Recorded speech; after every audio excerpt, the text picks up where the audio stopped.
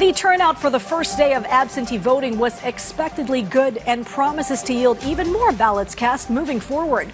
This despite allegations of a voter who photographed his cast ballot and allegedly did not match the names in the QR code review. PTV correspondent Luisa Erispe narrates the full story.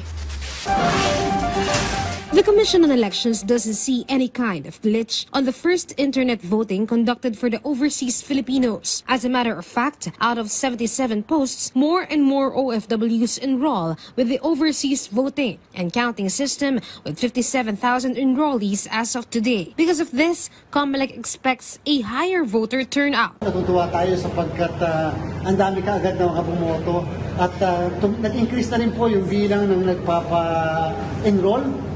Hope talaga natin bago matapos ang pagboto o pagpapa-enroll sa Mayo 7, sana man lang naka more than 50% ang magpa-enroll para makaboto sa gamit ang internet. Still, the COMELEC has received complaints with regards to the results of the votes already cast by OFWs, like this OFW who posted on social media that upon his QR code review of the ballot he filled out and cast, he saw different results he swears is true. The COMELEC explained this is due to an encrypted script used to ensure that votes will not be used for vote buying. Yung nakita po niya, yung ballot face. Pag pinundot mo yung sa QR code, lalabas ngayon yung mismong ballot ID at saka yung encrypted na script.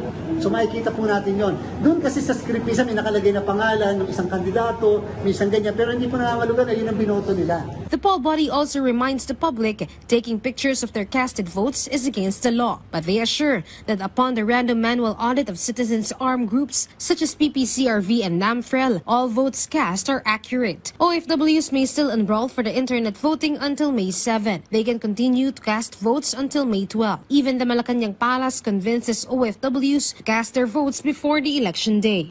Dito po nila mapapakita ang kanilang boses, ang ating mensahe po mula sa palasyo ay gampanan niyo po ang inyong tungkulin bilang isang Pilipino. Bumoto po kayo ng nararapat, bumoto po mula sa puso.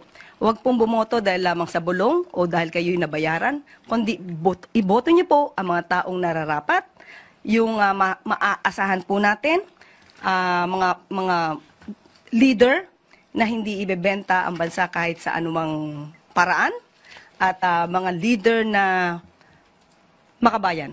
Luisa Erispe from the National TV for a new and better Philippines.